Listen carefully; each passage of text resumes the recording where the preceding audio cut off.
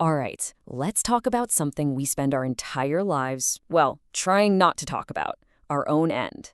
But what if we flipped that?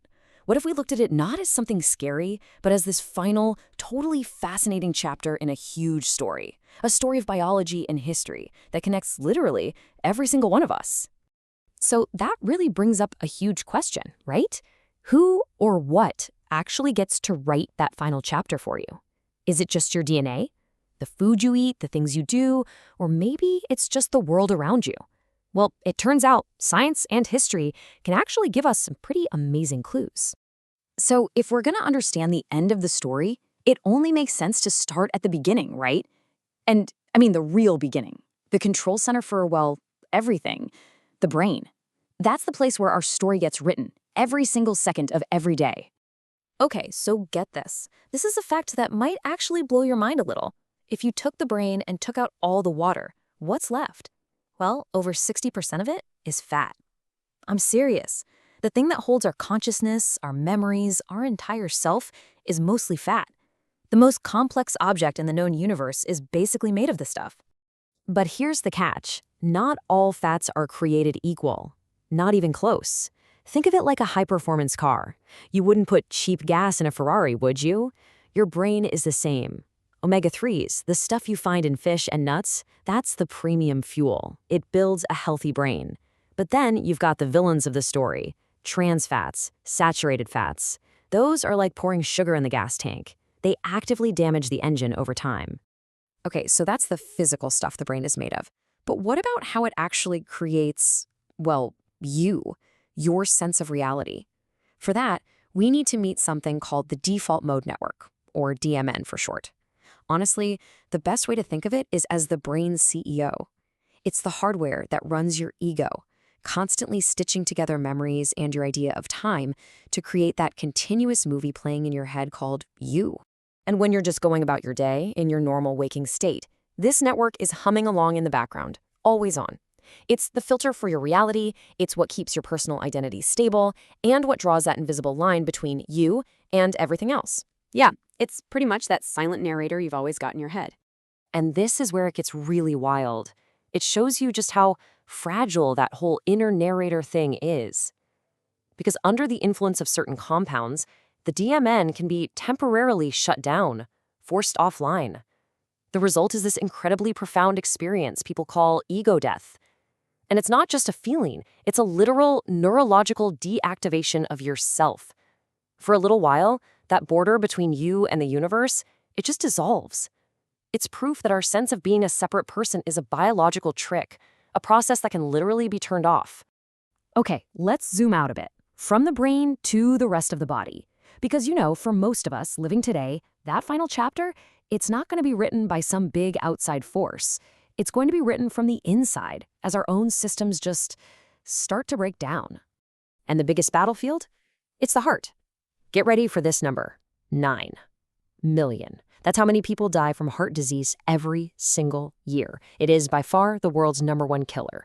And this is where we run smack into this massive modern paradox.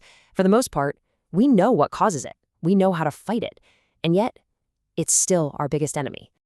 You see, a heart attack isn't some random event that just happens overnight. It's almost mechanical. It's a process. First, for years and years, this gunk called plaque, a nasty mix of fat and cholesterol, it builds up in your arteries. Think of it like a pipe slowly getting clogged. This makes the arteries narrower, so the heart has to pump way, way harder. And then, the final straw. A clot forms, and boom, complete blockage. It's a total system failure, but it happens in slow motion, often giving us warning signs for decades. And this isn't a new struggle, not by a long shot. It's been happening forever. I mean, think about President Benjamin Harrison. When he was on his deathbed, his final words, they weren't some grand historic statement. They were just, "Doctor, my lungs." A simple, heartbreaking plea from a man whose own body was failing him. And look, the heart isn't the only organ under siege. Not at all. We're also fighting huge battles against things like stroke, diabetes, and lung diseases. But just look at those numbers for COPD and lung cancer for a second. An overwhelming majority of those deaths, they're tied directly to one single preventable choice: smoking. It's just right there in the data. But of course, our story isn't always written from the inside out. For most of human history, it was the exact opposite. The biggest threats came from the outside world. We're talking invisible microbes and sudden, violent ends. Yeah, for the vast majority of our time on this planet, the number one killer was pandemic disease. And this timeline, it's just a brutal reminder that this is a battle we fought over and over and over again. From the plague of Justinian that brought the Roman Empire to its knees, to the Black Death which literally redrew the map of Europe, all the way up to, well, COVID-19 in our own lifetimes. And the scale of these things, it's just staggering. It's almost impossible to wrap your head around. The Black Death might have killed more than 75 million people. Think about that. It fundamentally rewired society. Or the 1918 Spanish flu, 50 million dead in just a couple of years. These weren't just health crises. No way. These were events that altered the course of human civilization. Period. And, of course, the threats from the outside aren't always microscopic. Sometimes they're shockingly direct. I mean, just look at the fact that 4 U.S. presidents have been assassinated.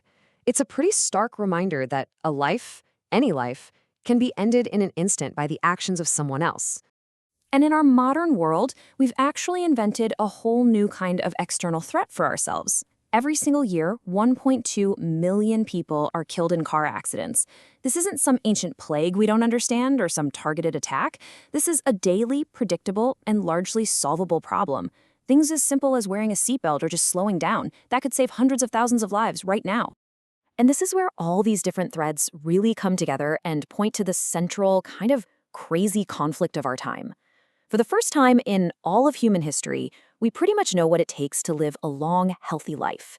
And yet, we seem to be really, really bad at actually acting on that knowledge. I mean, this is the paradox right here, laid out plain and simple.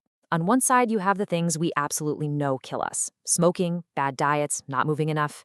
And on the other side, the things we know save us: exercise, clean water, vaccines, regular checkups. We literally have the blueprint, the instruction manual for survival. So that leaves us with one last really big question, doesn't it? We know how the story is usually written. We have the blueprints to give millions of people a different ending. So why aren't we using them? It seems like in the end, that final chapter, it's still very much a choice.